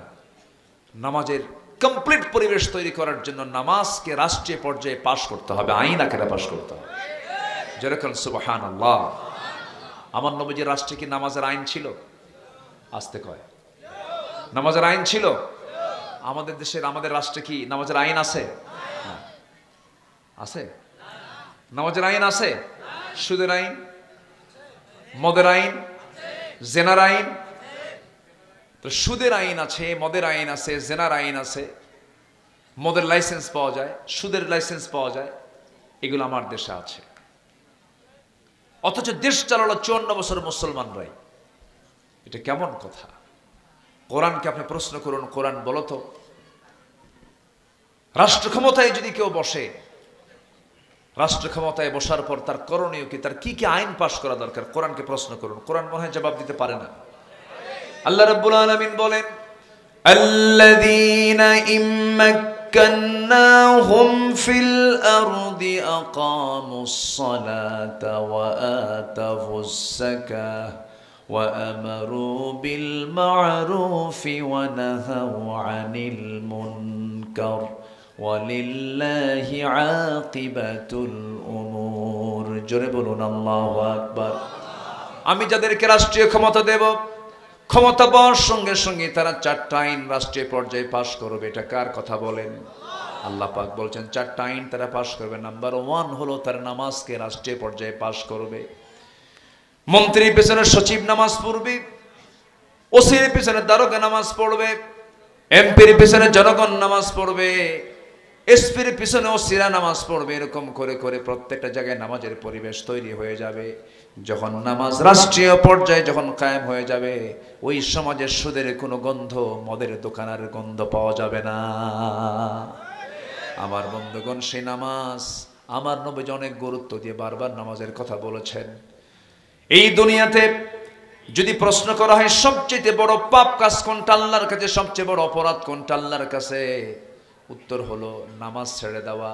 মা সালাকাকুম ফি সাকার ক্বালু লাম নাকু মিনাল মুসাল্লিন। আজকে তোমরা সাকার নামক দোজকে কেন? দোজকবাসী বলবে আমরা 4টা কাজ করে আসি নাই, 4টা হুকুম মেনে আসি নাই। এর মধ্যে 1 নাম্বার হলো আজান শুনেছি কিন্তু নামাজে দাঁড়াই নাই। 1 নাম্বার কারণ হলো নামাজকে ছেড়ে দেওয়া। আরেক জায়গায় বলছেন সূরা মারিয়াম, فخلف من بعدهم خلف أضاعوا الصلاة واتبعوا الشهوات فسوف يلقون غيا। দুনিয়ার জিন্দেগিতে যারা নামাজ নষ্ট করবে এবং নফসের যারা দাসত্ব করবে, তাদেরকে আল্লাহ রাব্বুল আলামিন বলেন শুধু জাহান্নাম নয়, জাহান্নামের গর্ত, গাই নামক গর্তের মধ্যে আমি তাকে ঢুকায়া ছাড়বো। এত ভয়ঙ্কর একটা আযাব নামাজ ছেড়ে দেওয়ার কারণ। এই জন্য আমার বন্ধুগণ, নামাজটা কখনো বাদ দেওয়া যাবে না। আমার নবীজির জীবনে 1 ওয়াক্ত নামাজ কখনো কাজা হয় নাই। যার জীবনের আগের পরের সব কিছু আল্লাহ রাব্বুল আলামিন মাফ করে দিয়েছেন, সেই নবীর জীবনে নামাজ কোনোদিন কাজা হলো না। আমার নবীজি নামাজের ব্যাপারে খুব যত্নশীল ছিলেন। সাহাবে কেরাম যুদ্ধের ময়দানে চলে গেছে, যুদ্ধ শুরু হয়ে গেছে, বিশাল রক্তক্ষয়ী যুদ্ধ। সেই যুদ্ধের ময়দানে 3 সেনাপতি দুনিয়া থেকে বিদায় নিয়েছেন। আমার নবীজি যুদ্ধের ময়দানে সাহাবে কেরামকে যেতে হবে, সবাইকে ঠিকঠাক করে ফেললেন। আমার নবীজি সাহাবে কেরামকে ডাকলেন, সব সামনে দাঁড়ালেন। সেই সামনে থেকে আমার নবীজি 3 জনকে স্পেশাল করে ডাকলেন, যায়েদ তুমি এইদিকে আসো, জাফর তুমি এইদিকে আসো, আব্দুল্লাহ তুমি এইদিকে আসো। 3 জনকে দাঁড় করায় দিয়া 3000 সাহাবীর সামনে রাসূল বলে ফেলেন, সাহাবীরা আমার কলেজের টুকরা পালক পুত্র যায়েদকে 1 নাম্বার, আমার চাচাতো ভাই জাফরকে 2 নাম্বার এবং আমার প্রিয় সাহাবী আব্দুল্লাহ বিন রাওহাকে 3 নাম্বার সেনাপতি বানায় দিলাম। যদি আমার যায়েদ মারা যায়, শহীদ হয় জাফর যদি শহীদ হয়, 3 নাম্বার খেলাফতে আব্দুল্লাহ সে সেনাপতির দায়িত্ব পালন করবে। এই 3 জন যদি শহীদ হয়ে যায়, তোমাদের মধ্যে একজন নেতা তোমরা বানায় নিবা, সেনাপতি তোমরা নিযুক্ত করে নিবা। এই কথা যখন মুনাফিকদের কানে চলে গেছে, মুনাফিকদের একটা টিম এসে 3 জনকে পিছে পিছে বলছে, কানে কানে বলছে, আব্দুল্লাহ যায়েদ জাফর যুদ্ধে যায় না কেন? সেনাপতি 3 জন হয় না, সেনাপতি 1 জন হয়, তোমরা নিশ্চিত যুদ্ধে যাবে, মরে যাবে।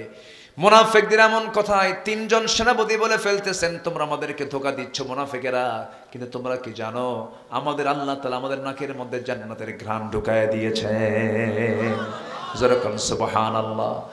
আমার নবীজি বলছেন, যায়েদের যুদ্ধের ডাক তো চলে এলো, যাও যুদ্ধে যাও। তোমার কি পরিবারের কাছে বিদায় নেওয়ার প্রয়োজন আছে নাকি? না হুজুর, আমার পরিবারের প্রয়োজন হবে না, বিদায় নেওয়ার প্রয়োজন হবে না। জাফর বিদায় নিয়ে আসো, আবিসিনিয়া থেকে আসছে তো কয়েকদিন আগে, বইয়ের কাছ থেকে বিদায় নিয়ে আসো। জাফর বিন আবু তালেব ছুটে চললেন পরিবারে, রাসূল বলেছেন যেহেতু মিস করলে কেমন হয়, তিনি চলে গেলেন। স্বাভাবিকভাবে ঘরের মধ্যে বসলেন। কলিজার টুকরা ছোট্ট ছোট্ট দুইটা সন্তান, ছেলের সন্তান, দুই উরুতে তাদেরকে বসায় রাখলেন। গল্প করতে করতে হঠাৎ করে বউকে বলছে, আমার স্ত্রী, একটা কথা বলি কি, আমাকে বিদায় দিয়ে দিবা আজকে চিরদিনের মতো। স্ত্রী অবাক হয়ে বলে, কেন, কি হয়েছে? না, সারা জীবনের মতো বিদায় দিতে হবে আজকে আমাকে। কেন? মুতার যুদ্ধে যাচ্ছে আমি, যেন শহীদ হয়ে যেন জান্নাতে যেতে পারি। বউটা কান্দে আর বলে, স্বামী আমার, যুদ্ধে যাবেন, বাধা দেব না, কিন্তু আমি আপনার জন্য দোয়া করে আল্লাহ পাক আপনাকে গাজী করে ফিরে আনুন, কারণ এই সন্তানগুলো আপনি মারা গেলে আর এতিম হয়ে যাবে। জাফর বিন আবু তালেবের মেজাজ গরম হয়ে গেল। তরবারি ছিল কোমরে কোষবদ্ধ, কোষমুক্ত করে তরবারির উল্টা দিক দিয়ে স্ত্রীকে আঘাত করে বলছে, স্ত্রী আমার, তোমাকে তরবারের যে আঘাত করলাম, হাত কাটছে নাকি? না। কেন? উল্টা দিয়ে মেরেছে, এই জন্য হাত কাটে নাই। আজকে তুমি আমার জন্য যত দোয়া করবে সব উল্টা দোয়া, এই দোয়া কবুল হবে না, কারণ আমি হলাম 2 নম্বর সেনাপতি, আমি শহীদ হয়ে যাব, আমার আগে একজন পরে একজন। তবে হ্যাঁ, আমার স্ত্রী আরো নিশ্চিত হয়ে গেছে, আমার আল্লাহ তাআলা আমার নাকের মধ্যে জান্নাতের ঘ্রাণ ঢুকাইয়া দিয়েছেন। এই কথা বলেই সন্তান দুইটা কি শেষবারের মতো চুম্বন এঁকে দিয়া কপালে চুমু খেয়ে সন্তান দুটোকে রেখে স্ত্রীর সাথে শেষ কথা, শেষ বাক্যালাপ করে বলছে, স্ত্রী আমার, থাকো, চলে গেলাম, জান্নাতের সিঁড়িতে দেখা হয়ে যাবে, চললাম আমি। জাফর বিন আবু তালেব চলে গেলেন। আব্দুল্লাহ বিন রাওহা পরিবারের কাছ থেকে বিদায় নিয়ে আসবেন। যেদিন বিয়া সেদিন তার যুদ্ধের ময়দানের যাত্রা। বিয়ে করেছেন, বাসর ঘর হয় নাই, এমন সময় যুদ্ধের ডাক চলে এলো।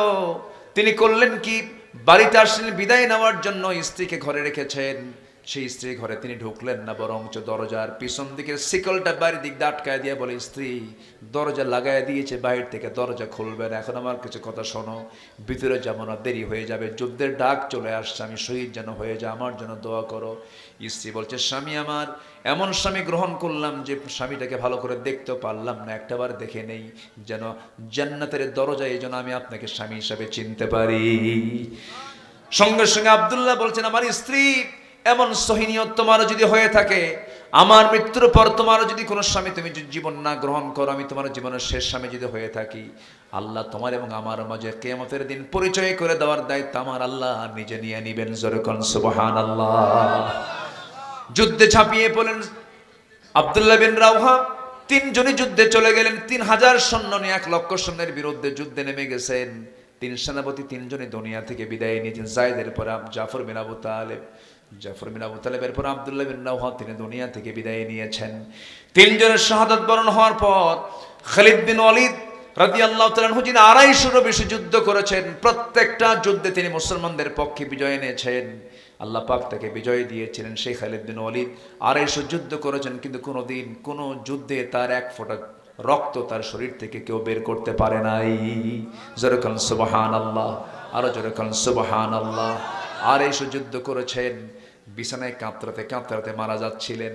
আফসোস করে বলছেন, ও আল্লাহ, আমি খালিদ বিন ওয়ালিদ বড় হতভাগা, আমার কত বন্ধু বদরে মারা, আমার কত বন্ধু উহুদে মারা গেল, আমার কত বন্ধু খন্দকে মারা গেল, আমার কত প্রিয়জন সব যুদ্ধ করে শহীদ হয়ে মারা গেল, আজকে বিছানায় মারা যাচ্ছে, আমি শহীদ হতে পারলাম না। কাঁদতেছেন বারবার। ওমরে ফারুক বলছেন, ও খালিদ বিন ওয়ালিদ, কান্দো কেন? তুমি কি হাদিসটা ভুলে গেছো নাকি? যদি কেউ শহীদ হতে চায়, ওয়া ইম্মা তাআলা ফিরাশিহি, মৌত যদি বিছানা হয়, আল্লাহ পাক তাকে শহীদের দরজা দিয়ে দেন। খালিদ, তুমি চিন্তা করো না। সেই খালিদ বিন ওয়ালিদ ওই মুতার যুদ্ধের তিনি পরবর্তী সেনাপতি নিযুক্ত হলেন। যুদ্ধের মোড় পাল্টায় দিলেন, ঘোড়া দাবড়ালেন। ঘোড়ার দাবড়ানিতে গোটা ময়দানটা ধুলায় অন্ধকার হয়ে গেল, চতুর্দিকে অন্ধকার হয়ে গেছে। খালিদ বিন ওয়ালিদ সেই যুদ্ধে একা 7টা তরবারি ভেঙ্গে চুরমার করে কাফিরদেরকে ত্রাস সৃষ্টি করে কাফিরদেরকে তাড়ায় দিলেন। কুরাইশ ওই সমস্ত রোমান সৈন্যদেরকে তাড়ায় দিয়ে বিজয়ের পতাকা ছিনিয়ে আনলেন। খালিদ বিন ওয়ালিদ যখন কালিমার পতাকা বিজয়ী বেশে যখন মুতা থেকে যখন মদিনার দিকে ফিরছিলেন, নবীর কাছাকাছি চলে আসলেন। আমার নবীজি বলছেন, ও আমার সাহাবী, আমি আজকে প্রথম জিজ্ঞেস অন্য কিছু করব না, আমার সাহাবীরা বলো তো 5 ওয়াক্ত নামাজ তোমাদের হয়েছে কিনা? জোরে বলেন সুবহানাল্লাহ। নামাজের গুরুত্ব আছে না নাই বলেন তো? 5 ওয়াক্ত নামাজ পড়তে চান কারা কারা? কারা কারা পড়তে চান? জোরে বলি ইয়া আল্লাহ। আমাদেরকে 5 ওয়াক্ত সালাত আদায় করার তৌফিক তুমি আল্লাহ দিয়া দাও। জোরে বলি আমিন, আরো জোরে আমিন, আরো জোরে আমিন। আল্লাহ কবুল করুন। ইবাদত কবুলের শর্ত হলো 10টা, 2টা বলেছি। এই যে ভাই, এই বসো বসো আব্বা, বসো বসো বসো বসো আব্বা বসো। ওদেরকে আটকানো কঠিন, ওদের আবার ক্লাস আছে। ফজরের আগ দিয়ে যদি হিফজখানা হয়, শেষ রাত্রে উঠে ওরা কোরআনের পৃষ্ঠাগুলো মুখস্থ করে, নতুন সবক পড়ে, ওদেরকে বাধা দেওয়া ঠিক না। তবে আব্বু একটু দেরি করেই তো আমরা আর কিছুক্ষণ, আমি 10টা পয়েন্ট আমি ব্যাখ্যা দিতে না পারলেও আমি শর্টলি বলে ফেলার চেষ্টা করব। জোরে বলি ইনশাআল্লাহ। সবার ফজর নামাজ হবে তো ইনশাআল্লাহ? সবার বাড়িতে মা, স্ত্রী, মেয়ে আছে না নাই বলেন তো? আছে। তারা কি পর্দায় থাকে? হ্যাঁ, নামাজ কালাম পড়ে পড়ে? তাহলে তো সুন্দর, তো রাবিয়া বস্ত্রিত হয়ে গেছে। সারা বছর বোরকা পড়ে, শুধু বিয়ের দিন বোরকা পড়ে না। সারা বছর বোরকা পড়ে কিন্তু ঈদের দিন বোরকা ছাড়ে, বোরকা পড়ে না। কেন জানেন? ঈদের দিন, বিয়ের দিন ওই যে কিছু গহনা আছে, বোরকা পড়লে তার গহনা দেখানো যাবে না। এই যে দেখো, দেখায়, ঠিক না? গহনা দেখবে কে? স্বামী না পরপুরুষ? বলেন কে দেখবে? কে দেখবে? স্বামীর সামনে ছেঁড়া শাড়ি, আর বাইরে গেলে নতুন শাড়ি। ওর লক্ষণ ভালো? লক্ষণ ভালো বলেন তো? লক্ষণ ভালো না। পুরুষের জন্য মার্কেটিং, নারীর জন্য মার্কেটিং নয়। হ্যাঁ, মার্কেটে আপনি যেতে পারবেন, আপনার ছেলেকে নেন, স্বামীকে নেন, নিজের বাবাকে নেন, কিন্তু আপনি একা বের হতে পারবেন না, কারণ আপনি রাজরানী। ইসলাম আপনাকে অনেক সম্মান দিয়েছে। আপনার হেল্পার হচ্ছে পুরুষরা, পুরুষরা আপনার খাদেন, পুরুষ আপনার কি খাদেন। কিন্তু মেয়েরা কয় ওরা হবে চাকর, আমরা হব চাকরানি। কি হব? চাকরানি। সম্মান ইসলাম দিয়েছে, তারা সম্মানটাকে টিকে রাখতে চায় না। বোরকা নাই, পর্দা নাই। আপনি কি জানেন একটা নারী 4 জন পুরুষকে জাহান্নামে নিয়ে যাবে? বাবাকে নিয়ে যাবে, ভাইকে নিয়ে যাবে, স্বামীকে নিয়ে যাবে, এরপর নিজের ছেলেকে নিয়ে যাবে। তাহলে এই জাহান্নাম থেকে বাঁচার জন্য আমাদেরও চেষ্টা করার দরকার আছে না নাই বলেন তো? আচ্ছা, মেয়েদের পর্দা করা কি? আরো জোরে বলেন, আরো জোরে বলেন। ফরজ। এই জন্য চাচাতো ভাই, মামাতো ভাই, খালাতো ভাই, দুলা ভাই দেখা করা জায়েজ? আচ্ছা বলেন তো, দূরের মানুষের ক্ষতি বেশি না কাছের মানুষের ক্ষতি বেশি? কাছের মানুষের ক্ষতি বেশি। বেড়া ক্ষেত খায়, এলাকায় আছে নাকি কথা? কি ক্ষেত খায়? বেড়া ক্ষেত খায়। কাছের মানুষের দ্বারা বেশি ক্ষতি হয়। এই জন্য এই যে নিকটতম আত্মীয় যাদের সঙ্গে দেখা করা জায়েজ নেই, খালাতো ভাই, মামাতো ভাই, ফুফাতো ভাই, দেখা করা যাবে না। খালাতো ভাই শুধু বারবার আসে খালার বাড়িতে, বারবার আসার, খালাকে পাইলেই খালাম্মা আসসালামু আলাইকুম, খালাম্মা আসসালামু আলাইকুম, মানে খালাতো বোন আসল, মতলব হচ্ছে খালাতো বোন। এটা খালাকে বুঝতে হবে, খালাটা মাথায় নিতে হবে। পর্দার বিষয়ে আপোষহীন থাকতে হবে, ঠিক কিনা? একদম আপোষহীন, পর্দা কঠোর থাকতে হবে। দুলাভাইয়ের সঙ্গে দেখা করে জায়েজ নাই তো, কিন্তু কিছু কিছু দুলাভাই আছে দুষ্ট। এলাকার দুলাভাইগুলো ভালো, এই দুষ্ট দুলাভাইগুলো করে কি? শালীদেরকে হুন্ডায় তোলে। শালী কয় দুলাভাই না চড়ি, ওটা ঠিক না, ওঠ! এক ধমক মেরে বলে ওঠ তাড়াতাড়ি। দুলাভাইকে নাও বলতে পারে না। বড় বোনের স্বামী কেমনে না করি, হুন্ডায় ওঠে, একটু লজ্জায় ওঠে যে আমার দুলাভাই মানুষ গায়ের সঙ্গে গা লাগালে কেমন হয়, একটু দূরেই বসে, একটু মাঝখানে গ্যাপ রাখে। দুলাভাই সামনে যে এমন ব্রেক মারে, গ্যাপ পুরো। আছে কিনা? আসতে বলবেন না, আছে না নাই? আবার কিছু স্বামী আছে নিজের বউটা না পরপুরুষকে দেখাতে খুব ভালোবাসে, সুন্দর করে সাজায়া।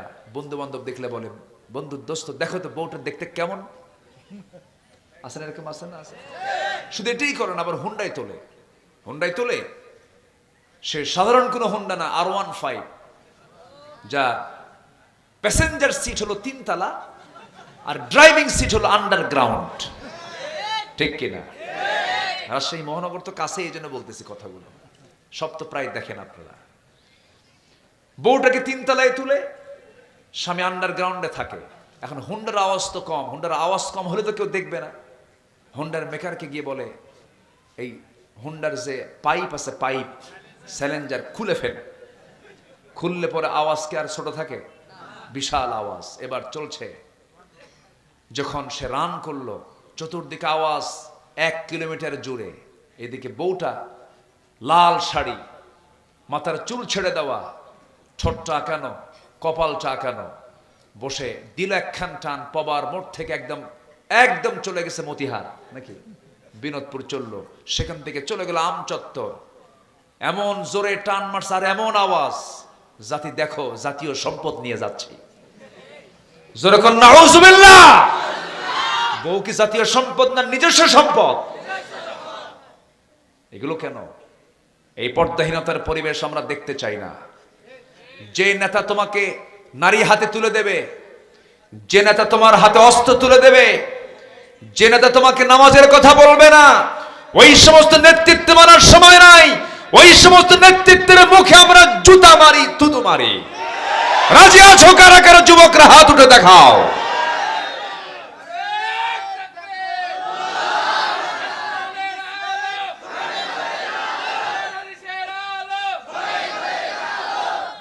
আল্লাহ কবুল করুন, জোরে বলে আমিন। আরো জোরে আমিন। সব নেতার পথ ছাড়ো, এক নবীর পথ ধরো, ঠিক কিনা? আমাদের নবী কয়টা? আমাদের নেতা কয়জন? একজনই। আমরা অন্য কোন নেতা মানি না। বিড়ি খাওয়া নেতা মানবো? গাঁজা খায়া সিট হয়ে পড়ে থাকে, মদের বোতল খায়া সারা রাত নাইট ক্লাবে পাড়ি দিয়া রাত 3টার দিকে বাড়িতে যায়, ডাক দেয় দরজায়, ভাষা তো ঠিক নাই। মদ খেলে ভাষা ঠিক থাকে? বউ এখন মনে মনে কয় আজকে মনে হয় মদের বোতল 2টা খাইছে। দরজা খুলবো কেমনে? ছেলে এখন বড় হয়ে গেছে, ছেলেকে ডাক দিয়ে বলে, বাবা তোর বাপ আসছে, চল, একা খোলার সাহস নাই, থাপ্পুরও মারতে পারে। মদ খেলে তো কোনো তাল মাতাল থাকে না। তো দরজা খুলতে আসছে পাশের ছেলে, দরজা খোলা মাত্র লাল টকটকা চোখ, বইয়ের দিকে তাকায় বলে, আম্মা আসসালামু আলাইকুম। বলবেই তো, ওর তো মাথায় ঠিক নাই। বউ কয়, হাই রে আমার কপাল, ঘুম থেকে উঠেই স্বামীর মুখে মায়ের ডাক। তোমার কি একটু হুঁশ নাই? পাশে একটা ছেলে দাঁড়ানো আছে, ছেলের দিকে তাকায় বলে, দুলা ভাই আসসালামু আলাইকুম। এই মদারু, এই নেশারু, এই জেনাকার নেতৃত্ব আমার বাংলার জমিন আর দেখতে চাই না। আমরা আল্লাহ আল্লাহ মানুষকে ওমরের মতো শাসক আমরা দেখতে চাই। জোরে বলি ইনশাআল্লাহ। আরো জোরে বলি ইনশাআল্লাহ। নামাজ, নামাজ, নামাজ যেখানে থাকবে সেই নামাজের সঙ্গে আমরা থাকবো। জোরে বলি ইনশাআল্লাহ।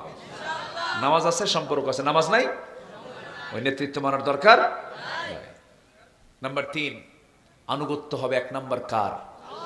আসতে বলবেন না, কার? নাম্বার 2 হচ্ছে মুহাম্মদ সাল্লাল্লাহু। রাসূল ছাড়া উপায় আছে? কোথায় যাবেন আপনি? রাসূল ছাড়া বলেন, সব জায়গায় লাগবে। আল্লাহ বলছেন আমারকে পাইতে হলেও লাগবে রাসূলকে। যেরকম সুবহানাল্লাহ, কি দাম আল্লাহ পাক আমার রাসূলকে দান করেছে। আল্লাহ রাব্বুল আলামিন বলেন, সহজ আয়াত যারা পারেন ঠোঁট মিলিয়ে বলুন, কুল ইন কুনতুম তুহিব্বুনাল্লাহা ফাত্তাবিউনি ইউহিব্বুকুমুল্লাহ ফায়াগফির লাকুম যুনুবাকুম ওয়াল্লাহু গফুরুর রহিম। জোরে বলুন আল্লাহু আকবার। আল্লাহ রাব্বুল আলামিন রাসূলকে বলছেন, রাসূল আপনি জানায়ে দেন, তোমরা যদি আমার ভালোবাসা পেতে চাও, আমি আল্লাহর ভালোবাসা পেতে চাও, হে রাসূল আপনি বলে দেন, আপনি বলে দেন তোমরা আমার আনুগত্য করো। আমার আনুগত্য করলেই তোমাদেরকে আমার আল্লাহ নিজে ভালোবাসবেন। জোরে কোন সুবহানাল্লাহ। রাসূলকে মুহাব্বত করতে হবে, ভালোবাসতে হবে, নবীর আদর্শকে লালন করতে হবে, মাথা থেকে পা পর্যন্ত সমস্ত সুন্নাহগুলো নিজের জীবনে আনতে হবে। রাসূল কেমন করে হেসেছেন, হাসবো তেমন করে, খেয়েছেন কেমন, খাবো তেমন করে, হেঁটেছেন কেমনে তেমন করে হাঁটবো, ঘুমিয়েছেন কেমনে তেমন করে ঘুমাবো। চুল রেখেছেন কেমনে তেমন করে চুল রাখবো, কেমন করে দাঁড়িয়ে রেখেছেন তেমন করে দাঁড়িয়ে রাখবো, কেমন করে কথা বলেছেন তেমন করে কথা বলবো, মিথ্যা বলেন না আমি মিথ্যা বলবো না, আমার নবী কাউকে কষ্ট দেন না আমিও কষ্ট দেব না, আমার নবী স্ত্রীর হক আদায় করেছেন কেমনে আমি তেমন করে স্ত্রীর হক আদায় করব, সন্তানদের সঙ্গে কথা বলেছেন কেমনে তেমন করেই কথা বলবো, নাতিপুতির সামনে কেমন করে কথা বলেছেন তেমন করে কথা বলবো। আমার নবী উগ্র ছিলেন না বিনয়ী ছিলেন? বলেন বলেন, উগ্র না বিনয়ী? মুখে ফাহেসা কথা না সুন্দর কথা? সুন্দর কথা ছিল মুখ থেকে সর্বক্ষণ। আমার নবীজির মডেলগুলো নিজের জীবনে নিয়ে আসতে হবে, পোশাক নবীর মডেলে নিয়ে আসতে হবে। ও যুবক, ওই সমস্ত পোশাকগুলো পরা যাবে না যা পরলে নামাজ হবে না। নতুন প্যান্ট কিনে আনে বাজার থেকে, 2 হাঁটু ফাটা, আছে না 2 হাঁটু কি ফাটা প্যান্ট, নতুন প্যান্ট কিনে আনে 4000 টাকা দাম, ফাটা প্যান্ট, মনে হয় ইঁদুর খায় রেখে দিছে। কি আছে না নাই? আছে না নাই? ফাটা প্যান্ট কিনে আনে। রুচির কোন উন্নতি নাই, এমন রুচি, মাথার চুলগুলো কেমন করে কাটে, এই দিকেও চুল নাই পিছনেও চুল নাই, মাথার উপরে গোল করে দক্ষিণ তালপট্টির দ্বীপ। যখন বলা হয় এটা পাইছো কোথায়, কি ডিজাইন, কাউয়া কাটিং। এ আছে না নাই? বলেন তো আছে না নাই? মেয়েদের মাথার চুলগুলো, মেয়েরা কালো হচ্ছে মাথার চুল, মানুষের চুল হলো কালো, এটাই হলো আদর্শ চুলের বৈশিষ্ট্য, চুল হবে কি বলেন, কালো। আমার নবীর চুল ছিল কালো, কৃষ্ণ কালো। লাল চুল আছে না নাই? বলেন। আমেরিকার ডিজাইন এটা, আমেরিকার মানুষের চুলই হলো লাল, সাদা টাইপের চুল। মেয়েরা ভাবলো আমেরিকান হয়ে যাব, কালো চুল পরার কি দরকার, মাথার চুলটা লাল বানায়, আবার লাল কালো নীল বিভিন্ন কালার, ভেড়া মডেল। কি মডেল? কি মডেল? ভেড়া মডেল। এই হলো ডিজাইন। এগুলো সুন্নাহ নয়। যুবকরা, তোমার মাথা থেকে পা পর্যন্ত বাহ্যিকটাও নবীর সঙ্গে মিলতে হবে, ভিতরটাও নবীর সঙ্গে মিলতে হবে। নবীর সুপারিশ নিয়ে তুমি আল্লাহর জান্নাতে চলে যাবে। আনুগত্য থাকতে হবে। আমার নবীজি কি মিশুক মানুষ ছিলেন। ছোট্ট একটা ইতিহাস মনে পড়লো। আমার নবীজি সবার সঙ্গে মিশে মিশে কথা বলতেন। এই যে ছোট্ট ছোট্ট বাচ্চাগুলো সামনে বসে আছে, এই যে বাচ্চারা, এই যে ছোট্ট ছোট্ট বাচ্চাগুলো বসে আছে, আমার নবীজির সামনেও ছোট্ট ছোট্ট বাচ্চারা বসে থাকতো, গল্প করতেন, তাদের সঙ্গে খুব সময় দিতেন। নাতি একটা ছিল হোসাইন, ঘন্টার পরে ঘন্টার সময় দিতেন। মাঝে মাঝে আম্মা জান আয়েশা বলতেন যে আমি রাসূলের স্ত্রী হওয়ার পর আমার চেয়ে রাসূল বেশি নাতি হোসাইনকে বেশি সময় দিতে আমার কাছে মনে হতো। এত লম্বা লম্বা সময় দিতেন। নবীজি রুকুতে চলে যেতেন, হোসাইন লাফ মেরে তার পিঠে চড়তেন, সেজদায় চলে যেতেন, আমার নবীজির ঘাড়ে গিয়ে বসতেন। একদিন তিনি ঘরে বসে আছেন, রাসূল সেজদা থেকে মাথা উঠাতে পারেন না। সালাম শেষের পর বলছেন, হোসাইন বড় উপকার করলে আমার, কেন তুমি আমার আজকে ঘাড়ে থাকার কারণে তসবির পরিমাণটা 49 বার হয়েছিল। যেরকম সুবহানাল্লাহ। পজিটিভ, রাগ করেননি, পজিটিভ করেছেন। নাতি বিরক্ত করে আমি তসবি বাড়ায় দেই, ধমক দেননি। আর কিছু নানা আছে মানে টোকা বারুদের মতো জ্বলে, টোকা মারলে এমন খেপা খেপে, নাতি মনে মনে করে তুই মরবি কোনদিন, কুলখানি খাবো। আমার রাসূল এরকম ছিলেন না। নাতির সামনে নানা হয়ে যেতেন, বাচ্চাদের সামনে বাবা হয়ে যেতেন, স্ত্রীর সামনে স্বামী হয়ে যেতেন, যুদ্ধে যেতেন সেনাপতি হতেন, নামাজে যেতেন ইমাম হয়ে যেতেন। আল্লাহু আকবার। সব ছিল। আমার নবীজি আলোচনা করছেন সাহাবীদের মাঝে। হোসেন আসবেন নবীর সঙ্গে দেখা করতে, নাতি দরজায় দাঁড়ায় আছে, এক সাহাবী, ইহুদিদের অত্যাচার আছে, ইহুদিদের ষড়যন্ত্র আছে, দাঁড়ায় আছে, পাহারা দিচ্ছে। এসে বলতেছে, চাচা দরজা খোলেন, আমি যাব ভিতরে। কেন যাওয়া যাবে না? কেন? গুরুত্বপূর্ণ আলোচনা চলছে, তাড়াতাড়ি সাইড দেন। কেন? ওই নবীর চাইতে আমার দাম বেশি। সুবহানাল্লাহ বলবেন না? তোমাদের রাসূল, তোমাদের যে রাসূল আমার নানা, তো আমার নানার চাইতে আমি বড়, তাড়াতাড়ি দরজা খোলো। সাহাবী তো বেকায়দায় পড়ে গেছে, ওরে বাপরে বাপ, যে গ্রামার খাটাইছে আমি এখন কেমন আটকাই, যা। রাস্তা ক্লিয়ার, ভিতরে চলে গেছেন, নবীর সামনে গিয়ে দাঁড়ায় আছেন, মুখটা ভাব গম্ভীর হয়ে আছে, হাসি নাই, কান্না কান্না ভাব। আমার নবীজি বলছেন, না না হোসেন, তোমার এই অবস্থা হলো কেন? রেগে আসো কেন? খেপে আসো কেন? কি হয়েছে তোমার? কেন? না আমার কি দাম নাই? কে দাম তো আছে। দরজায় দাঁড়ায় থেকে আপনার লোকজন আমাকে আসতে দেয় না, আমার কি কোনো সম্মান নাই? আমার তো সম্মান আছে। তো রাসূল, অবশ্যই তোমার সম্মান আছে। কি হয়েছে না না বলো তো? কেন? না আমি বেশি প্রশ্ন করবো না আজকে, আমি তোমাকে একটু বুঝাতে চাচ্ছি। না না, তুমি বড় না আমি বড়? আমি তো বড়। কেন? আমি তোমার চেয়ে বড়। রাসূল বলছেন, না না, তুমি আমার চেয়ে কেমনে বড় বলো তো? বলবো, 3টা প্রশ্ন করব, শর্ত হলো সব সাহাবীকে ডাকো, আজকে ওদেরকে বুঝায় দিই আমি কেমনে বড়। সুবহানাল্লাহ বলবেন না? ছোট্ট নাতি হুসাইন, রাসূল বলছেন ঠিক আছে আমি ডাকতেছি, সবাইকে ডাকলেন। ডাকার পর রাসূল বলছেন না না বলো কি প্রশ্ন? না না, আমি যখন তোমার সঙ্গে বসে বসে কথা বলি তখন আমার বসার জায়গা কোনটা বলো তো? আমার বুক। শুয়ে পড়ো। শুয়ে পড়লেন, নবীজির বুকের উপরে গিয়ে লাফ মেরে বসলেন হুসাইন। সাহাবে কেরাম দেখছে কি নিবিড় সম্পর্ক, সুবহানাল্লাহ বলবেন না? বিশ্ব নবীর বুকের উপরে বসে আছেন হুসাইন। এবার বলছে না না বলো তো তোমার বাবার নামটা কি? আমার বাবার নামটা হলো আব্দুল্লাহ, বাড়ি কোথায়? মক্কায়। কোন বংশ? কুরাইশ। আর কি পরিচয় আছে? আর তেমন কোনো পরিচয় আমার জানা নাই, কিন্তু তুমি কি জানো আমার বাবার পরিচয়টা কি? আমার বাবা মক্কার মানুষ, কুরাইশ বংশের মানুষ, কিন্তু আমার বাবার সম্মানটা আল্লাহ পাক এত দিয়েছেন, দুনিয়ার সমস্ত কাফের বেঈমানদের জন্য আসাদুল্লাহিল গালিব করে সিংহ করে পাঠিয়েছেন আমার গর্বিত পিতা আলী আর তোমার বাবা আব্দুল্লাহ। দুজন ওজন দাও, আমার বাবার ওজনটাই ভারী হয়ে যাবে। আমার নবীজি খুব খুশি হলো, হারে কি বিজ্ঞচিত কথা, কি হেকমতপূর্ণ কথা আমার নাতির। আমার রাসূল বলছেন না না আর কি প্রশ্ন করবে বলো? না না বলো তোমার নামটা কি? আমেনা, বাড়ি কোথায়? মদিনায়। আর কি আছে পরিচয়? তেমন কোনো পরিচয় নাই, কিন্তু না না তুমি তো অবশ্যই জানো আমার মার পরিচয়টা কি। আমার মা হলেন তোমার কলিজার টুকরা, আদরের দুলালি ফাতিমা খাতুনে জান্নাত, সমস্ত মহিলাদের সর্দারিনী খাতুনে জান্নাত মা ফাতিমা। আর তোমার মা আমেনা, দুজনকে 2 পাল্লায় দিয়ে দাও, আল্লাহর কসম করে বলে আমার মার ওজনটাই ভারী হয়ে যাবে। বলো নানা। নাম্বার 3 প্রশ্ন, বলো তো তোমার নানার নামটা কি? ওহাব জোহরি, বাড়ি তার কোথায়? মদিনায়। কি করতেন? ব্যবসা করতেন। এতটুকুই তার পরিচয়, শেষ। নানা এখন বলো তো নানা আমার নানার পরিচয়টা কি? আমার নবীজি শুয়ে আছেন, চোখের কোনা বেয়ে টপ টপ করে পানি পড়ছে, আবেগ আপ্লুত হয়ে পড়লেন। নাতির মুখে যদি এমন বিজ্ঞচিত কথা বের হয়, কোন নানা খুশি হবে না বলেন?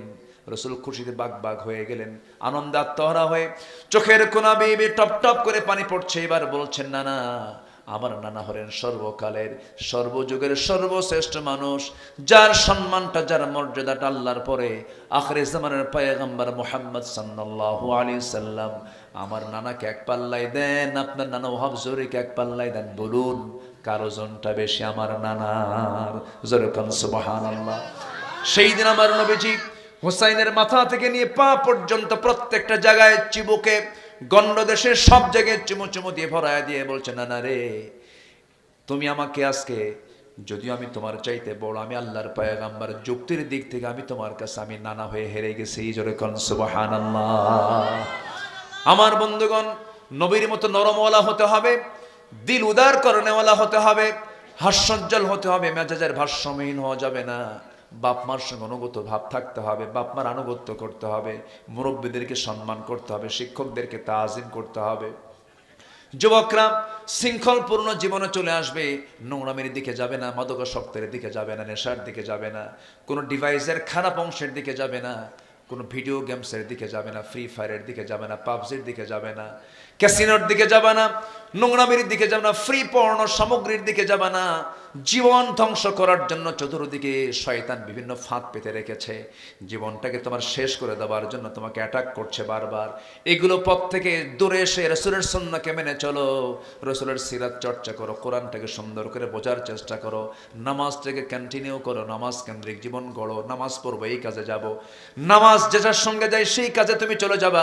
নামাজি মানুষ সব কাজ করতে পারে না, নামাজি যে মানুষ নোংরার দিকে যেতে পারে না। এমন সুন্দর করে জীবনটা সাজায় নাও, আনুগত্য করো জীবনের 2 জায়গায়। 1 নাম্বার কার?